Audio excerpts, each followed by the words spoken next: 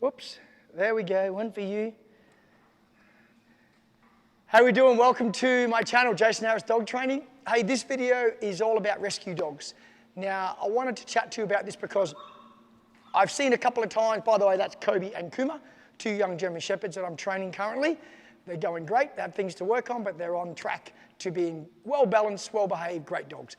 A couple of people lately who've rescued dogs, gotten the dog home, and it's not what they got told it was or thought it would be, and it's either been reactive or other problems with the dog. Now, I want to give you a couple of tips to help avoiding this problem ever happening. First thing would be is that when you look at a dog on a rescue site, you look at the photo, looks nice, you like the look of the dog. First thing from there is you research the breed. What is that breed bred to do? What are its temperaments? Is it a protective breed? Is it a dog that hunts and gets on a scent and will never come back? Very, very hard to train that out of. Some dogs can be very difficult. Know your breed, know the temperament, so you know what you're getting when you bring it home. That way you're not going to get frustrated. If you get a protective breed, like a German Shepherd, and then you don't like the fact that it will bark at people and be very protective, you probably shouldn't look at getting that breed because that's what they can be bred to do. They're very intelligent, but they're very protective. And other breeds have other temperaments. So do your research on the breed, not by just how it looks. Know what your dog is all about and how it's wired in the brain, because it's very hard, if not impossible, to override that wiring. That's hardwiring, it's DNA, it's been in that dog for a very long time. So know your breed. Next thing is when you go to the rescue, you always get a trial period. Well, normally you should, and that might be a month. I would suggest, if they will allow you, that on the day, you do what you've got to do, sign something, whatever they'll let you do, say, can I take this dog for even a few hours? And during that few hours, I want to assess this dog. I want to take it around town, around cars, around dogs, on the beach, around a park, every environment, around noises, to see what this dog's all about. Because often in the kennel, even if the dog isn't reactive when you see it, it might have been when it first turned up, but it's been there for months, it's settled, it's got to know those dogs, and it gets on okay now.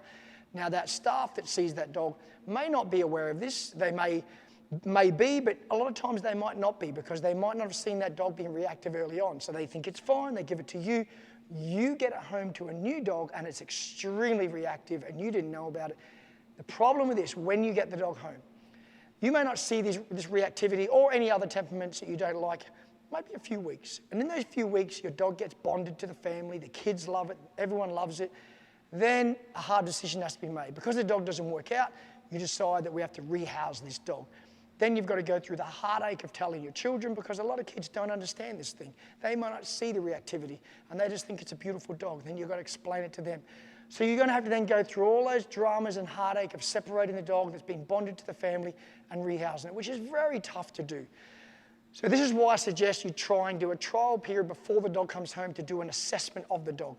I believe any good rescue should allow you to do that, especially if you're prepared to take the dog and you say, I'll sign whatever I need to sign today to protect them legally and make the dog be with you, but I want to know that I can take it for a few hours first to see if there's anything that comes out of this dog that we don't know about because it's been in the kennels for a long time.